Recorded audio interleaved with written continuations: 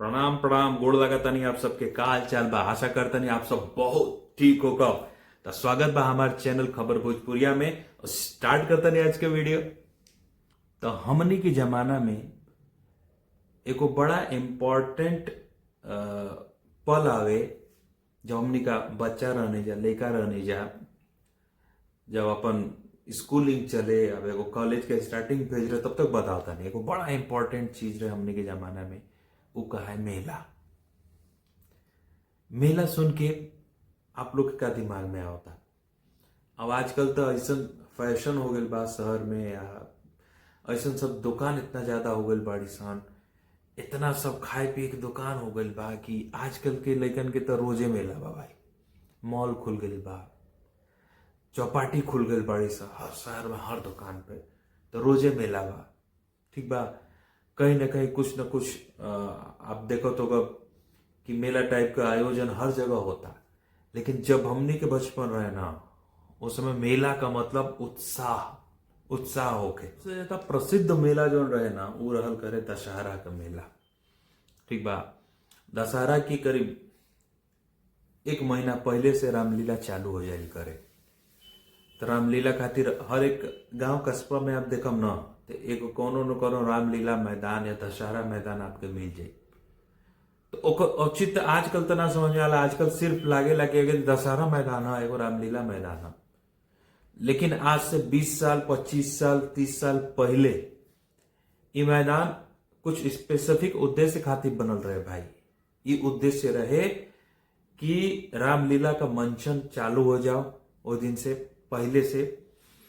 और मंचन ये तरीका से कल जाओ कि दशहरा वाला दिन जब आवे तो वो समय जो रावण का वध के रहना राम जी, वो दिन जाके ई वाला सीन खत्म होके, और फिर जे राम का किरदार निभावे वो जाए फिर दशहरा मैदान में रावण का पुतला बनल रहे, और फिर रावण के पुतला के दहन करावल जाए राम जी से। हमनी के बचपन में जब मेला जाए जा ना, तो दो चीज एकदम क्लियर है। Objective should be clear. हमने का ऑब्जेक्टिव एकदम क्लियर है। दो चीज भाई, पहला चीज कि खिलौना किने के बाद, और दूसरा चीज कि दबा के खाए के बाद। दो तरह के खिलौना मिले हमने के जमाना में। एक हो रहा है माटी के, दूसरा काठे का। काठे मतलब समझता नहीं, लकड़ी के। लकड़ी के खिलौना मिले। एगो स्प्रिंग वाला खिलौना मिल जाए, उनका मुड़िया हिला देते, टक टक टक टक टक टक टक टक हिले लागे। फिर माटी का चिड़ई चुरुंग बना दिया जाओ, बस बन जाओ माटी के। ठीक बा, माटी के गुड्डा गुड़िया बन जाओ। तो माटी के खिलौना, लकड़ी के खिलौना ये बहुत प्रचलित रहे। प्लास्टिकों का खिलौना आवे ना, तो वो बहुत हाई क्वालिटी में एक का मुड़ी दबा दे तो चिंगुरा जाओ, उतना बढ़िया ना रहे। फिर एक बहुत छोट छोट लड़का रहा सा, उन्होंने खातिर प्लास्टिकों का जो खिलौना आवे ना, ओकर नीचवा एगो पिपीरी लागल है, दबा तो पी पी पी पी बाजे। सब लड़का खरीद ले बड़ा सा ना। जैसे ही मेला में एंट्री भई तो आपकी आवाज आने लगी, पिपी टेटे पिपी टेटे, चारों तरफ से आवाज, मतलब मेला में आ गई ना। मेला में जो हमके सबसे बढ़िया लागे ना, वो लागे गुब्बारा। एगो गुब्बारा तो जो गोलका होला, एगो देख ले होगा आएगा लमहर का गुब्बारा होला आएगा, पाइप नहीं रहोगे ना, ऐंठ देना सा तो खूब बढ़िया लागे वो वाला गुब्बारा हमके। तो सबसे ज्यादा हमके पसंदीदा खिलौना रहे वो रहे गुब्बारा।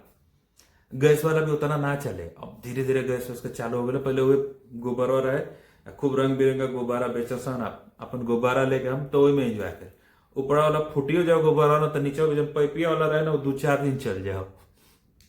खाए में सबसे ज्यादा पसंदीदा चीज रहे उसमें, हमारा बुझाता कि सब लग गया बचे हुए खासा फुल्की, पनिया के फुल्किया होला ना, खूब जाके खाओ आदमी। तो कई जगह तो हमने आलू में मिलेला, हमने क्या पियरका जो मटरवा वाला ना, ओकर गला के फुल्की बनेला भाई, बड़ा बढ़िया लागेला, एक नंबर। तो खूब फुल्की खाइल जा, टिकिया खाओल जा, छोला टिकिया हो गई, फुल्की हो गई, ये कुल पसंदीदा व्यंजन रहे मेला का। अब बात करब कि जन हमनी के गांव का मेला लागेला ना, ओकरी अगल बगल में काका अलग चीज, अतरंगी चीज मिलेला। तो हम पहली बार जलेबी, गुड़ का जलेबी हम मेले में देख ले रहनी। जलेबिया छान के ओके गुड़ की चाशनी में निकाल के दिया जाला, ये मेला में मिले। दूसरा काला लकठा। लकठा सुनले बड़े कि ना आप लोग, लकठा जो बेसनवा के छान के लंबा लंबा सेव नियर छान के वहू के गुड़ में डुबा दिया जाला। लखठा कहा, पटौरा, बतासा, सुनल करो लो इकुल कबो नाम ना सुन लो बोलो, कुड़पट्टी, इस सब मेला में धुआंधार। और मेला में बड़े बड़े ब्रांड का ऐसन का तैसन प्रोडक्ट आपके मिले। एगो वाला प्रोडक्ट ना फेयर एंड लवली, तो चल जाए मेला में आपके मिली face and lovely. Face and lovely, Nike का, न्यूकी, फिर एडिडास का, आदिदास, सब लोकल ब्रांड एकदम अवेलेबल रहे, जबरदस्त, ओकर मजे अलग रहेला। ठीक बा। हमने के समय मेला में आवे एगो बानर का नाच, बानर का नाच, एगो बानर एगो बनरी बैठ जा सा, मदारी आवे तर तर तर तर तर तर डमरू बजा के, तो बानर के नाच अब हमारा बुझाता विलुप्त हो गई बा। हम हमारा लाइव हम नहीं देख ले कब बानर के नाच हमको लेके मेला में लौके भाई। हमने कहा खूब गोले में घेर ले आदमी, आओ एक से एक उन्हीं से एगो स्टोरी बना ले कि बनरी चल गई ससुरारे, तो बानर नाराज हो गई ना, तो वो बानर कुल अपन कर्तव्य दिखावे। बानर के नाच, बानर के नाच हमके आज तक याद बा, मेला वगैरह में खूब देखे के मिले। और फिर एगो कर्तव्य दिखे एथु पर काका जला रसिया पे चलेगा बैलेंस बना के, वो मेला में खूब लोग के। मेला में एगो गोल का झूलवा जाने वाला, रेंग रेंग नियर गोल गोल घूमेला।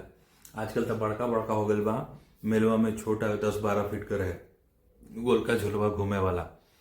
फिर एगो रिंग से जन फेंकल जाला, तो भाई कबो रिंग सही पड़बे ना करे। हमरा बुझाला कोनो ट्रिक लगावला सा, रिंग पे कहा खेलो ना तोहार, बिस्कुट पे फेंक देबो तो बिस्कुट तोहार।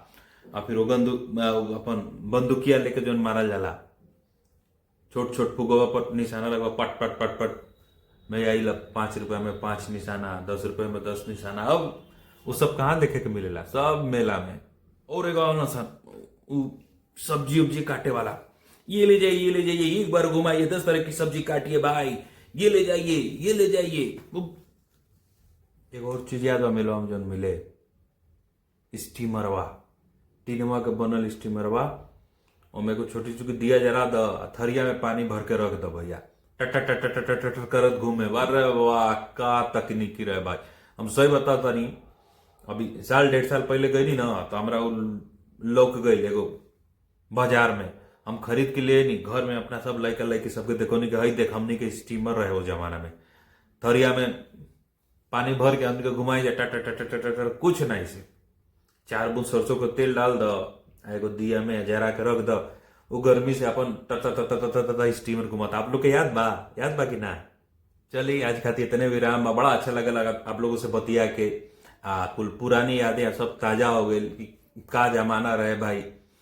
सही बताओ तनी कि एगो चीज कहला ना कि संसाधन कम रहे, इनकम कम रहे लोगन के, तकनीकी कम रहे, लेकिन जिंदगी जिए का आनंद बहुत रहे।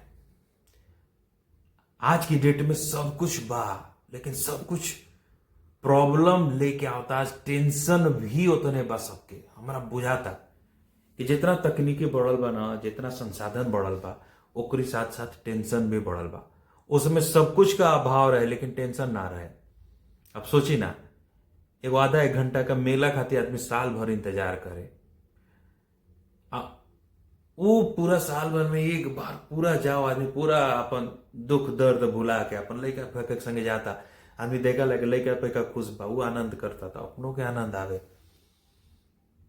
यहीगा और बात कही जाई कोनो न कोनो बचपन का टॉपिक, या कोनो न कैसन ऐसा पल अपनी जिंदगी के, ऐसा जो चीज आजकल हमने का भुला गए बने जा, उस सब हम कुछ न कुछ ओकर जिक्र जरूर करब आगे की वीडियो में।